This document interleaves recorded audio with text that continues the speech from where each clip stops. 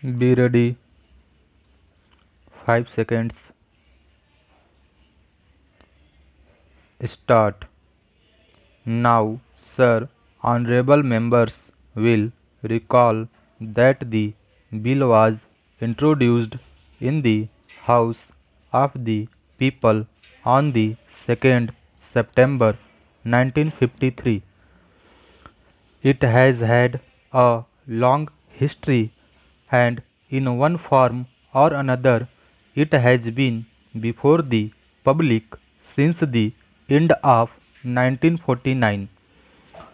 In the statement of objects and reasons, the various stages through which the bill has passed since 1946 have been summarized, and I need not recapitulate on this occasion the circumstances in which the then Government of India took the decision in early 1946 to initiate an inquiry into the reform of our company law.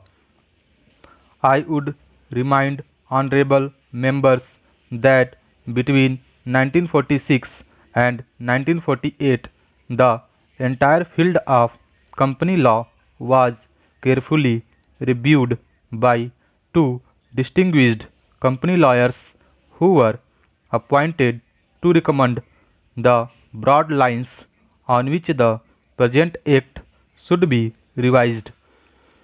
Their recommendations were examined in the then Ministry of Commerce, and certain tentative departmental views which emerged were circulated in a comprehensive memorandum to all recognized trade and industrial associations, bar associations, the high courts, and the state governments. That brought us to the end of 1949. Many representations on this memorandum were duly received from chambers of commerce, trade and industrial associations, state governments, and the general public.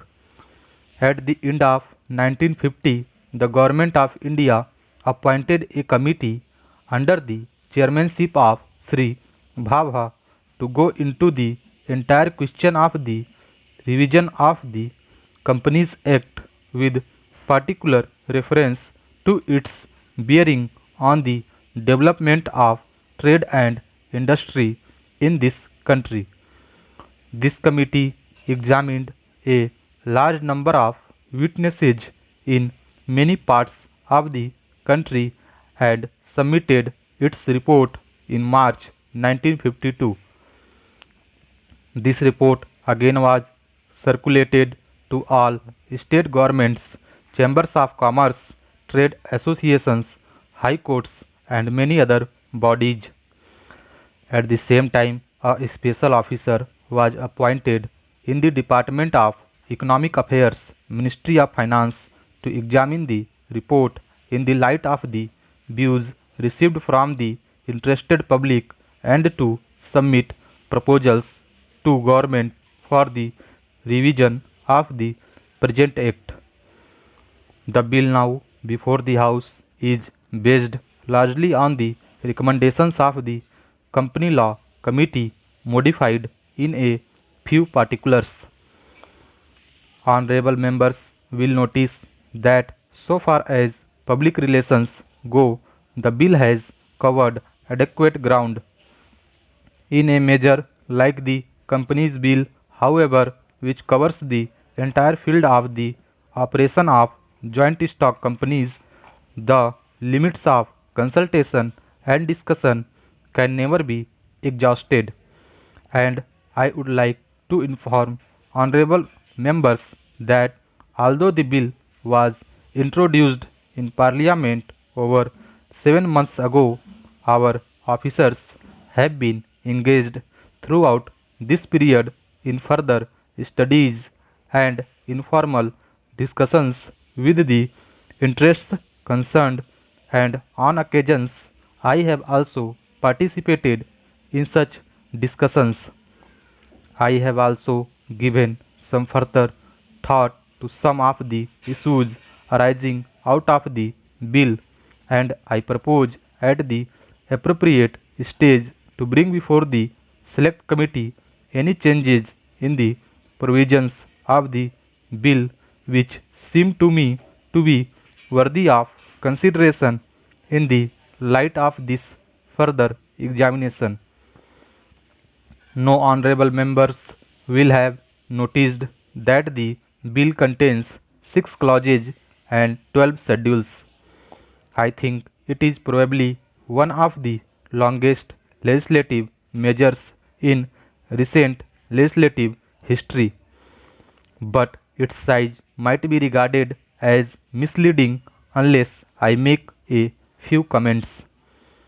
The bill is both, one must remember, a consolidating and amending measure.